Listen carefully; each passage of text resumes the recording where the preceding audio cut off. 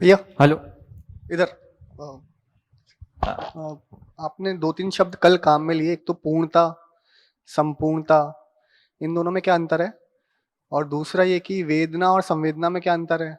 दूसरा तीसरा कि बॉडी लैंग्वेज और भाव, इन दोनों में क्या अंतर है? मतलब मेरे बॉडी लैंग्वेज देख के मेरा भाव का अंदाजा लगाया जा सकता है क्या, या दोनों अलग अलग चीज है? बॉडी लैंग्वेज में आंखें सबसे अधिक भाव को बोलती हैं और बॉडी भी उसको सपोर्ट करता है। जो लोग ये पता करते हैं कि सामने वाला झूठ बोल रहा है कि सच बोल रहा है, वो शब्द, बोले गए शब्द और बॉडी लैंग्वेज को मैच कर लेता है। उनकी वो प्रैक्टिस रहती है। तो वो तो ऐसी बात होगी। पूर्णता संपूर्णता को जो बोर्ड पे, तो उसको मैं अभी नहीं खोलता हूँ। वेदना और संवेदना की बात इन्होंने की है, वो अपने लिए अच्छा है, एक बार उस पर ध्यान दे लेते हैं। देखिए, वेदना का मतलब है पीड़ा।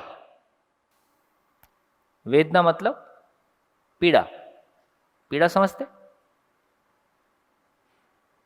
नहीं समझते? समझते। संवेदना का शब्द, संवेदना बेसिकली बोलते हैं कि 5 सेंसेस से जो इन्फॉर्मेशन हम फील करते हैं उसका नाम संवेदना है। शब्द, स्पर्श, रूप, रस, गंध, 5 सेंसेस से जो सूचना हम, इन्फॉर्मेशन जो अपने में स्वीकार करते हैं, उसमें जो फील आता है उसका नाम संवेदना है। मैंने मिठाई खाई, मेरे को कैसा लगा, वो एक संवेदना है। बदबू आई, वो एक संवेदना है। खुशबू आई, वो एक संवेदना है। ठोस चीज को छुआ, वो एक प्रकार की संवेदना है। पानी पी लिया, ये भी संवेदना। तो अब वेदना, संवेदना का जो मीनिंग है, संवेदना का क्या मतलब है, देखो। आदमी की जिंदगी में देखें, जहां हमने शुरू से चर्चा किया था कि दो दो दो तरह के एफर्ट हम कर रहे हैं। एक तरह का एफर्ट है कि मैं इंद्रियों से सुखी होने की कोशिश कर रहा हूं। एक दूसरा एफर्ट है कि मैं रूप, बल, धन से सम्मान पाने की कोशिश कर रहा हूं। इतना ही तो है। हमारी जिंदगी का कुल फैलाव इतना है। एक मेरी सुख की तलाश है, एक मेरी सम्मान की तलाश है, अपनी पहचान की तलाश है, अपने होने की तलाश।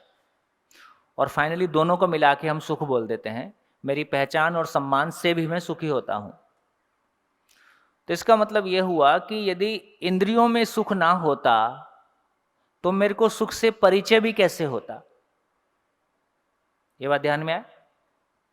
यदि इंद्रियों में सुख का फीलिंग ना होता तो सुख नाम की कोई चीज होती है, उससे मेरा परिचय भी कैसे होता।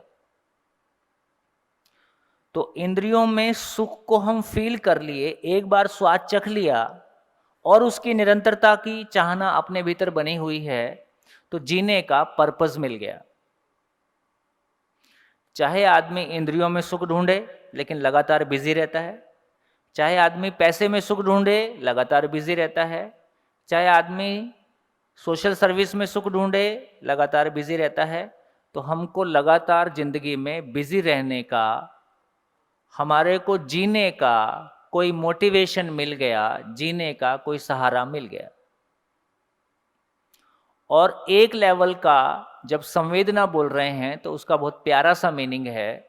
संवेदना का मतलब है पूर्णता के अर्थ में वेदना। संवेदना का मतलब है पूर्णता के अर्थ में वेदना।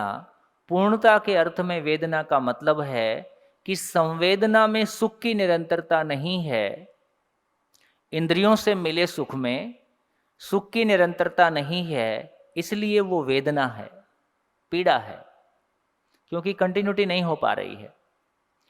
इसका मतलब है संवेदना का अर्थ है कि वो इशारा है कि इसमें निरंतरता नहीं है, कहीं और है, उधर जा। इसका नाम संवेदना है। तो संवेदना का मतलब है वो पूर्णता की ओर इशारा है। सुख का परिचय भी करा दिया, उसमें निरंतरता नहीं है ये भी पता चल गया। अब परिचय हो गया और मुझको निरंतरता की तलाश है, इसलिए जिंदगी को समझना मेरी जरूरत है। इसका नाम संवेदना है।